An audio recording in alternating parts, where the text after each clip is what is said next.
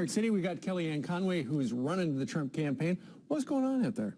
Well, it was a little bit scary just because I think when you're up at the podium, you don't know why you're being whisked away by the Secret Service. He was like this. He couldn't see. And he's, obviously, he could have left. Everyone would have understood, but that's Donald Trump. He wants to come right back to the stage once he was told it was safe to do so. Fascinating, because it found out the traveling press was back in the buses. Correct. What happened behind the scenes? Well, behind the scenes, they had left.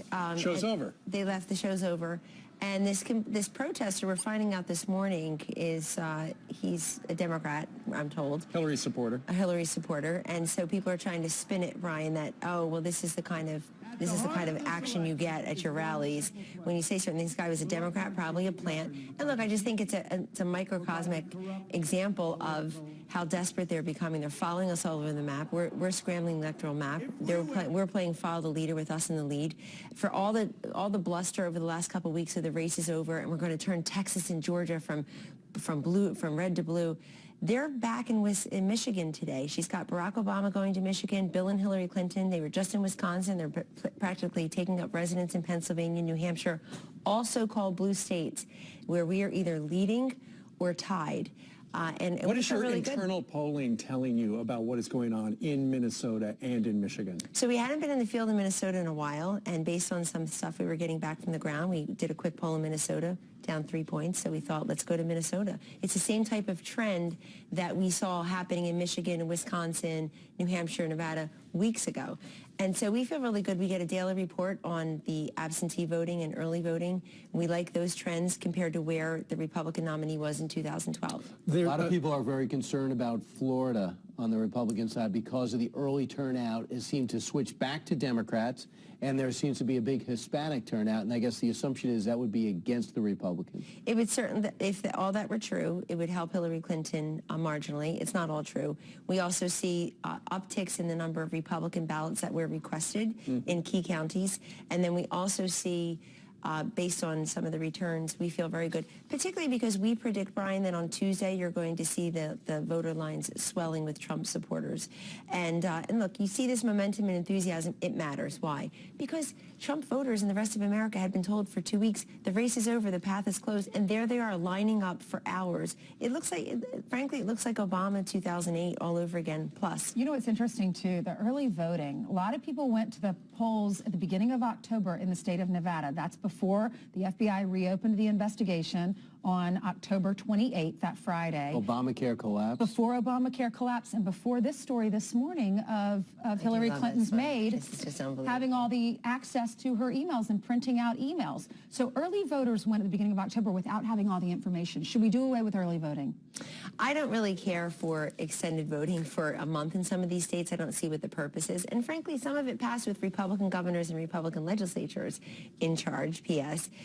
But, you know, look, we want to make it more convenient for people to exercise their franchise if they're not able to go because of school, work, or family on the Tuesday in November. So make it a federal holiday. At the same time, you know, why have it for a month? What's going? And by the way, early voting generally favors incumbents, particularly down ballot, because you have the resources and you have the name identification to actually get your message out. It really hurts challengers, and so that goes right against what Americans tell pollsters, which is I like term limits. I have a 12% approval rating of Congress. They don't really want the incumbents in there necessarily. There's a brand new Investors Business Daily poll out. They come out every day. It's a tracking poll. Donald Trump is actually now leading Hillary Clinton 44 to 43. What's interesting about it, you look down in who's supporting whom. 90% of Republicans now are supporting Donald Trump.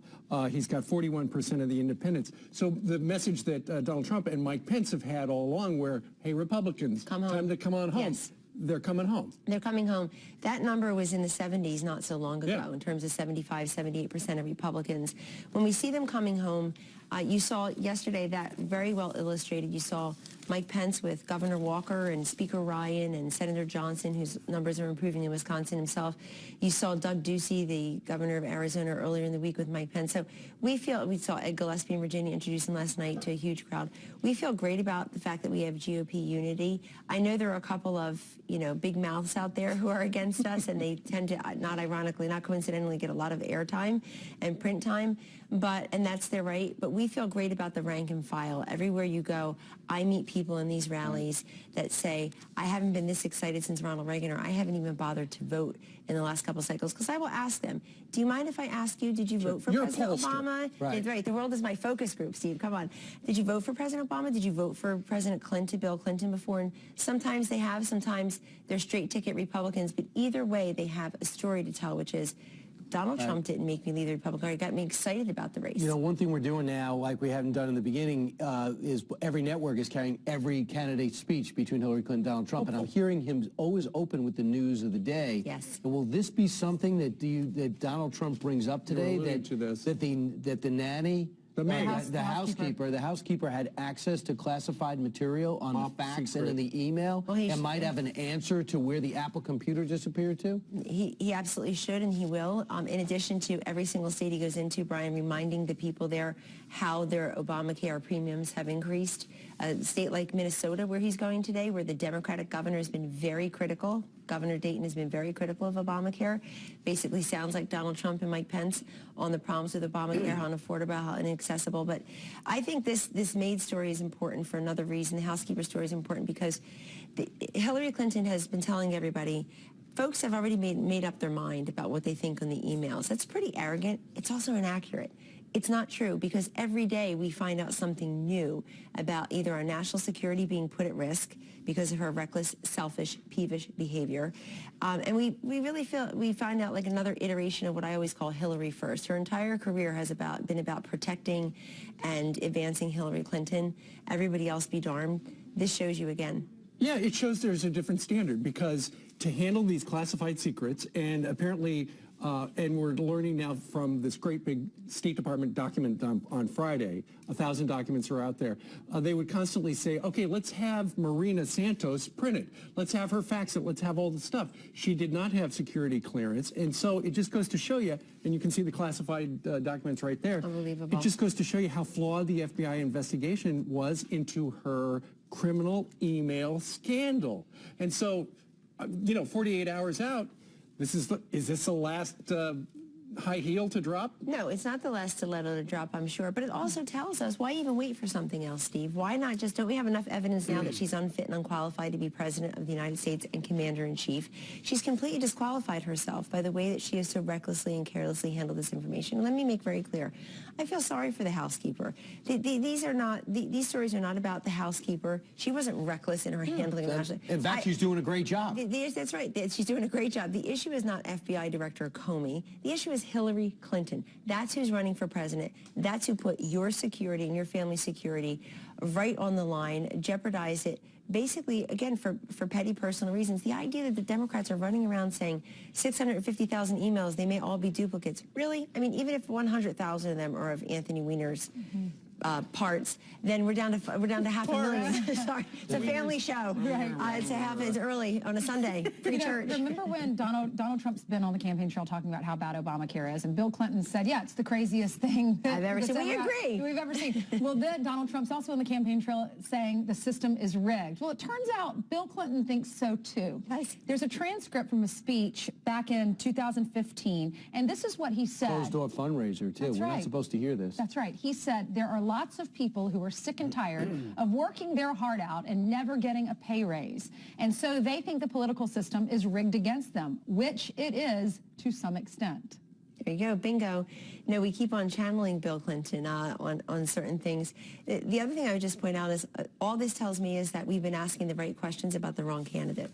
Is she fit? Is she qualified? Do they believe the system is rigged? Do they believe that Obamacare is the craziest thing you've ever seen? And it also just tells me that in these waning hours, Hillary Clinton is on total defense. It's a place that's never a good look for her, never a good place for her. She never saw Barack Obama coming in 2008. She never saw Bernie Sanders coming earlier this year. The guy is a socialist. He won 22 states and millions of voters. And he's been way off message this week. Yeah. And basically way off message. Had somebody in Iowa, a Bernie Sanders supporter, introducing Hillary last night. The lady had to be taken off the stage because she was trashing Hillary Clinton. Right. And then she never saw her comeback coming, not once but twice now. Here's Hillary Clinton's husband, Bill Clinton, again saying this, quote, "She deserves this, and she will not disappoint you. But to get there, we have to not disappoint her." Ooh, yeah, no, I bet he really knows what it's like, the wrath of disappointing her. And that China is flying in Chappaqua on a regular basis, I have no doubt. And you know what, by the way, I find it to be a really arrogant, selfish statement to say that she should be president of the United States because it's her turn. Yeah. She deserves it. She's earned it. Why? By staying with him, by trying to clear the field of other Democrats who wanted to run. Sure. And it says that's not how we pick a president, ladies and gentlemen. That's not democracy. It's not a monarchy. It's not who's next in line. But by the way, the royalism that portends usually infects the Republican Party. Who's next in line? Who lost to the person who lost to the person who won? And I'm so thrilled that this year we have a nominee who earned it fairly and squarely, who took his message directly to the people and came out of nowhere, literally. Absolutely. They're the ones trying to fight against the grassroots, saying, why did you give us this turkey? Let us just ask you a real quick extra question. Right now, Donald Trump has the momentum. The polls indicate that. You see the crowd's gigantic. It's the momentum versus the machine. Her machine getting out the vote. Who wins? But he wins. He's going to win on Tuesday night. I'll see you at I changed the invitation from election night to victory party, so please come. And the reason that he'll win is because when people see a winner, when they see you can actually do it, you can execute, they picture you in the office, then they come up and they show for you. And people will eventually say, I'm part of the 75% of Americans who do say I want change. This is maybe my only chance to truly turn over the tables. We take her machine very seriously. It's a well-oiled one, but here's the exit question for you. If she starts out with a so-called blue wall at 248 electoral votes, why can't she find another 22? She only has to find 22. We have to find like 500. She has to find 22. Because you went into her 248. We've cemented, we're digging into our 248. We're putting them on defense. The last couple of days, everyone will essentially be in blue states. All right. Thanks. Well, Thank you. very much. See you soon.